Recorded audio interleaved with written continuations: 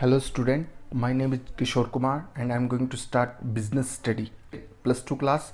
तो यहाँ पर मैं सबसे पहले बता देता हूँ, मेरे पास ये वाली बुक है, आपके पास डिफरेंट है, नो इशू, आप वहाँ से भी कर सकते हैं। As per the CBSE syllabus वही रहेगा, आपके पास जो भी बुक है वहाँ से आप कंटिन्यू कर सकते हैं। सबसे पहले तो हम बिजनेस स्टडी के सिलेबस की बात करते हैं। सिलेबस के अंदर देखिए part A and part B, total हमारे पास में 12 चैप्टर हैं। और पार्ट ए हमारे पास principle and the function of the management है, एंड पार्ट बी क्या है, पार्ट बी हमारे पास में इसके ऊपर रहेगा बिजनेस, फाइनेंस एंड मार्केटिंग के ऊपर। तो हम पहले 4 चैप्टर हैं इसलिए पार्ट बी को करते हैं, ताकि ट्राई करेंगे थोड़ा सिलेबस कवर में लगे और थोड़ा अच्छा लगे कि एक पार्ट हमने कंप्लीट कर लिया। पार्ट बी आप ऐसा नहीं है कि पार्ट ए आना जरूरी है, क्योंकि पार्ट ए कुछ और मैनेजमेंट की बात करता है, पार्ट बी आपको देखिए नाम से क्लियर होता है फाइनेंस। तो फाइनेंस का मतलब है कहीं ना कहीं पैसे से जुड़ी हुई सारे के सारे। इन शॉर्ट मैं ये कहूँ कि whole story moves around the financial decision. तो इसमें पार्ट बी में सबसे पहले चैप्टर नंबर 9 को हम स्टार्ट करते हैं। चलिए स्टार्ट करते हैं चैप्टर नंबर 9। सबसे पहले मैं आपको बताऊं कि इस चैप्टर के अंदर हम क्या पढ़ने वाले हैं। Content as per the latest CBSE syllabus, concept क्या है एंड द रोल क्या है and objective of the finance management. क्या तो कॉन्सेप्ट है इनके, क्या इनका रोल है, क्या इसका ऑब्जेक्ट है, किसका, फाइनेंशियल मैनेजमेंट का।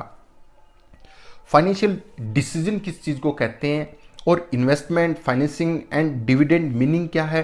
तो ये इन्वेस्टमेंट डिसीजन हो, फाइनेंसिंग हो, डिविडेंड के ये डिसीजन क्या है, इनके कौन कौन से मीनिंग क्या है, और इनमें कौन कौन से फैक्टर हैं जो इन डिसीजन के दौरान आपको इफेक्ट करते हैं यानी प्रभावित करते हैं।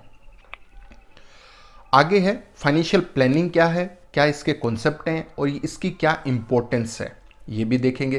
कैपिटल स्ट्रक्चर क्या है, concept and the factor affecting capital structure, वही कैपिटल स्ट्रक्चर के बारे में पढ़ेंगे, इसका कॉन्सेप्ट पढ़ेंगे, और इसके दौरान इनमें कौन कौन से जो हम कंसीडर करते हैं स्ट्रक्चर को, तो उस दौरान कौन कौन सी चीज़ें इनको इफेक्ट करती हैं वो भी देखेंगे। Fixed working capital, concept and factory affecting, again जो फिक्स्ड है वर्किंग कैपिटल है उसके अंदर कौन कौन से कॉन्सेप्ट हैं, उनके अंदर कौन कौन से डिसीजन को इफेक्ट करते हैं वो देखेंगे। तो सबसे पहले स्टार्ट करते हैं हमारे पास में meaning of the financial management. सबसे पहले मैं आता हूं कि आप मीनिंग को फाइनेंशियल मैनेजमेंट के हम देखेंगे। If you don't have a book then there is no issue, you can cover with only video class also. So सबसे पहले तो मैं आपको ये बता देता हूं, सबसे पहले हम मीनिंग पढ़ने वाले हैं फाइनेंशियल मैनेजमेंट का। Financial management is concern with efficient, देखिए वर्ड एफिशिएंट का मतलब इतना है, सीधी बात है, अगर आपको एज ए मैंने फाइनेंस मैनेजमेंट के ऊपर कुर्सी पे बैठा दिया, आप मेरी कंपनी में आए और मैंने एज ए फाइनेंस मैनेजमेंट आपकी एक रिक्वायरमेंट के हिसाब से आपको पोस्ट पे बैठा दिया, तो अगर आपने कोई बेस्ट तरीके से एफिशिएंटली कोई चीज़ को दिमाग से अच्छे रैशनल तरीके से सोच समझकर सूझबूझ से अगर मेरी लागत को कम किया तो आपको रखने का मेरा फ़ायदा है, अदरवाइज कोई फ़ायदा ही नहीं है। वो फंड को एलोकेट करना हो या फिर फंड को यूटिलाइज करना हो या फिर फंड को अक्वायर करना हो पैसे को, तो आपने अगर सस्ता किया और तरीके से समझदारी से कंपनी को कुछ प्रॉफिट मेकिंग वाली डायरेक्शन में लेके गए, ग्रोथ बनाने वाली डायरेक्शन में लेके गए, तभी तो आपको फ़ायदा है ना। तो फाइनेंस मैनेजमेंट के अंदर आपको काम क्या करना है, एफिशिएंटली ही करना है।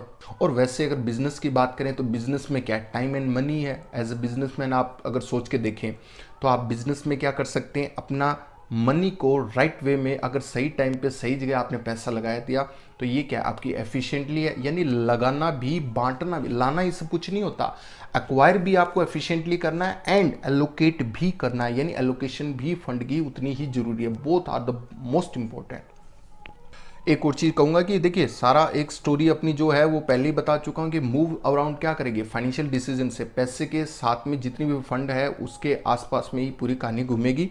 In other word financial management is concern with flow of fund. देखिए फाइनेंशियल मैनेजमेंट वही बात आ गई, जो फ्लो ऑफ फंड है पैसे का and involve decision related to procurement of the fund and investment of the fund. अब देखिए यहाँ पर मैं सबसे पहले कर देता हूँ कि फ्लो, पैसे का भाव ही हम देखेंगे कहाँ से आ रहा है, कहाँ जा रहा है, कितना क्या सिस्टम है, और इसके अंदर कौन कौन से डिसीजन हम लेने जरूरी हैं वो सारे के सारे वो भी कंसीडर करेंगे। And procurement of the fund, fund को उतना ही प्रोक्योर करना जरूरी है। एंड इन्वेस्टमेंट क्या चीज़ है, और इन्वेस्टमेंट ये सारे काम आप देखिए, क्या कंपनी सिर्फ शॉर्ट टर्म की डिसीजन से अच्छी चल सकती है, स्मूथ चल सकती है, या प्रॉफिट मेकिंग बन सकती है, या ओनली लॉन्ग से? मैं ये कहूँगा कि देखिए कम्बिनेशन आपका शॉर्ट एंड लॉन्ग दोनों ही रहता है। तो फंड के लॉन्ग टर्म इंपॉर्टेंट रखते हैं as well as short term भी उतने ही इंपॉर्टेंट रखते हैं। तो ये आपके डिसीजन दोनों ही होने चाहिए।